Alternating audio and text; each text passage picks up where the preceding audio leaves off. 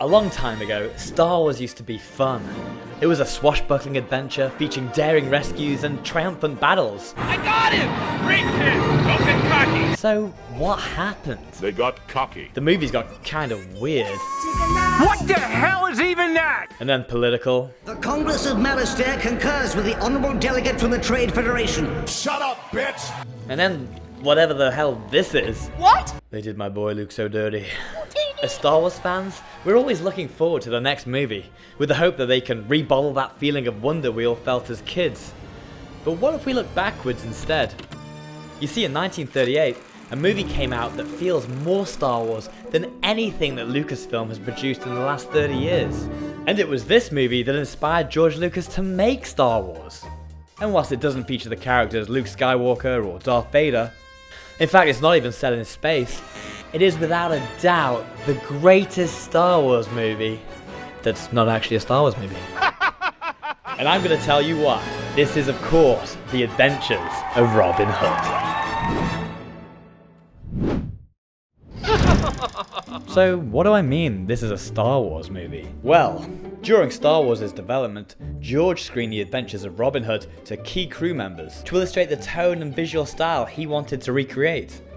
Some inspiration is more obvious than others. Take her away. Say the line, Bart! Take it away! Before he was a fox, Robin Hood was a man. And in 1938, Hollywood decided to make a movie based on his life. You see, American audiences wanted pure escapism from the lingering Great Depression.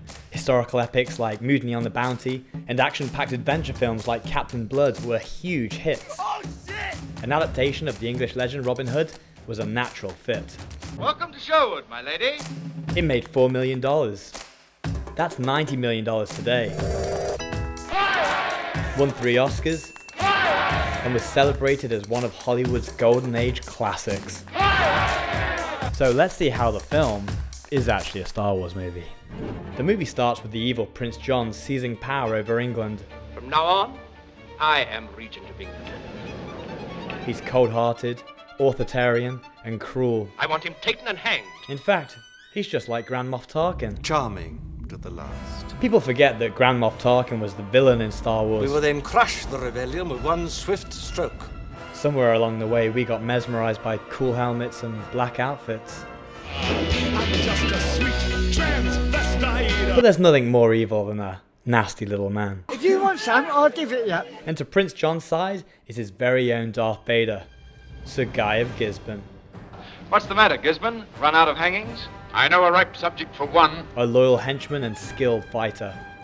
Just like Tarkin and Vader, Prince John and Sir Guy's relationship has a power struggle sizzling just beneath the surface. And how does your highness suggest that he be taken? If I may be so bold as to inquire. Mind your words, Gisborne. You're fortunate not to be paying for this with your head. Prince John celebrates his new appointment at a royal banquet inside of Nottingham Castle, when it's rudely interrupted, and we're introduced to Robin Hood, played by Australian actor Errol Flynn. Oh, it's that guy. Now, Errol Flynn has his critics. He was best mates with Scientology's founder, L. Ron Hubbard. He was an opium and alcohol addict. He had a history of violence, and he liked very young girls, allegedly. I mean, this guy was a real jerk. David Niven wrote, "You can rely on Errol Flynn. He'll always let you down." He arrives with a dead royal deer, defying the prince's unjust laws. With the compliments of your royal brother, King Richard, God bless him. Robin's cocky, arrogant, witty. I hope my lady had a pleasant journey from London. What you hope can hardly be important. What a pity her manners don't match her looks, your highness. He feels like a precursor to Harrison Ford's Han Solo. Why, you speak treason. Fluently. That's Maid Marian, by the way. She despises Robin and his unruly ways. It kind of reminds me of another romance. Looks like you managed to cut off our only escape route. Maybe you'd like it back in your cell, your highness. Things quickly go awry, and Robin's declared an outlaw, and he flees to the lush Sherwood Forest, where he begins gathering followers. Releasing a year before The Wizard of Oz, the movie was one of the first features to be shot in 3-strip Technicolor, and utilised all of the 11 cameras for the production. Screenwriter Riley Rain was instructed to keep colour in mind when rewriting the script, and boy did they. This thing looks like Elmer the Elephant. It looks like a Lego set brought to life. Oh shit! It looks like a pride parade, just without all the cocks. Oh, actually there's one now.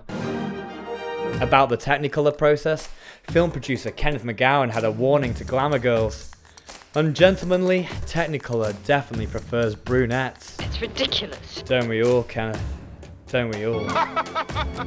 Robin built a ragtag bunch of heroes known as the Merry Men, including Little John, Will Scarlet, and Friar Tuck. Bless my soul, a miracle. A cast of unlikely heroes to embark on an adventure against a ruthless empire. Kinda sounds familiar. What kept you? Their first plan is to ambush the royal tax collectors, who have been beating and stealing from the Saxons. Ready, men?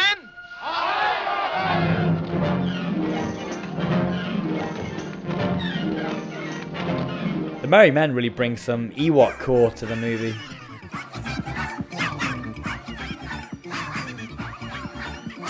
Along with Maid Marian, they're captured and led to Sherwood Forest, You'll hang for this, all of you. Hanging would be a small price to pay for the company of such a charming lady. where she starts to see a different side to Robin, The family's beaten and starved to death by your tax gatherers. and begins to understand his cause. I do begin to see. A little now. Enraged by the Merry Men's latest exploit, the Normans devise a plan to capture Robin. They decide to host an archery tournament to crown the best archer in the land. Archery to... and have him fly in on the end of one of his own arrows? That's marvelous. They think that Robin's so arrogant he won't be able to stop himself competing. He's Flynn Phillips Errol. And they're right. He wins the tournament and is immediately captured. One of the competing archers in the film is played by Howard Hill, known as the world's greatest archer. He was hired to train Errol Flynn in archery and was known for his impressive trick shots. Let's see what we can do with an aspirin. All right? That, my friends, is hitting them like Howard Hill. He also performed all of the complex archery shots in the film, often required to hit human targets. Heavily padded stunt actors wore steel breastplates overlaid with balsa wood and were paid $150 per arrow being shot. That's $3,500 today. I wonder which of these two men is about to be shot. Okay, where were we? Oh yes, Robin is sentenced to death by public hanging. This scene has to be the inspiration for Return of the Jedi's sail barge escape. The Merry Men, just like the rebels, hide amongst the crowd.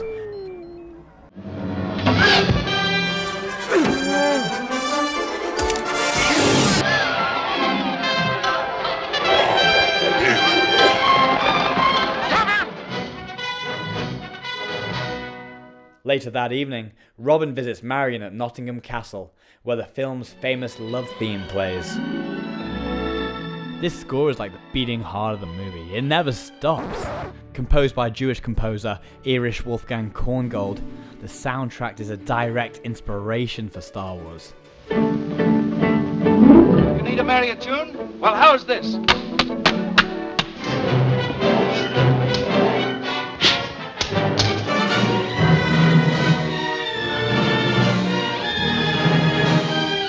George said, I want that Korngold kind of feel about this thing. It's an old-fashioned kind of movie, and I want that grand soundtrack like they used to have on movies. And John Williams more than delivers.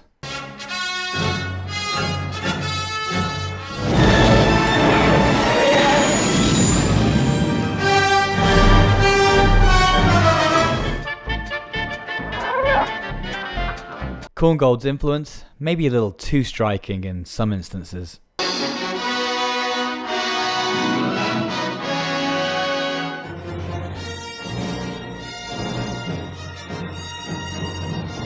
Meanwhile, unbeknownst to Robin, the rightful King of England has returned to Nottingham. Are you friendly to our good King Richard? I love no man better. Look, there's even Star Wars references in the YouTube comments. Do you know our good King Richard? Well, of course I know him. He's me. These men have endured and fought for this king throughout the whole film. You don't need to search for Richard, Robin. Him revealing his true identity to them is just wonderful cinema. What do you mean? Where is he? Here!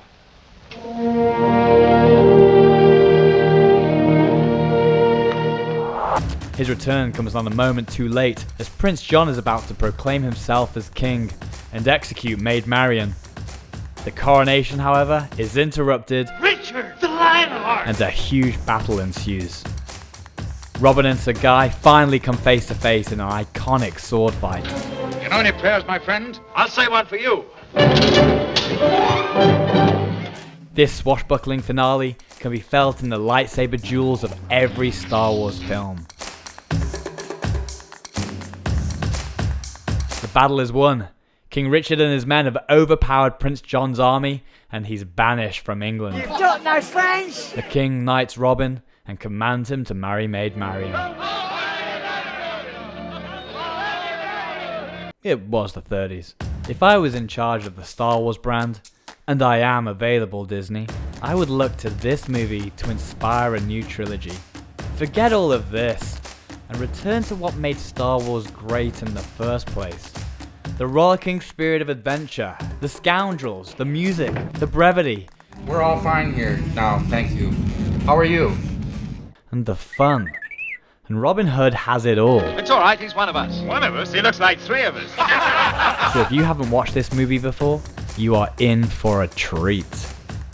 Get past the Renaissance Fair costumes, sit back, and enjoy the whimsy of it all.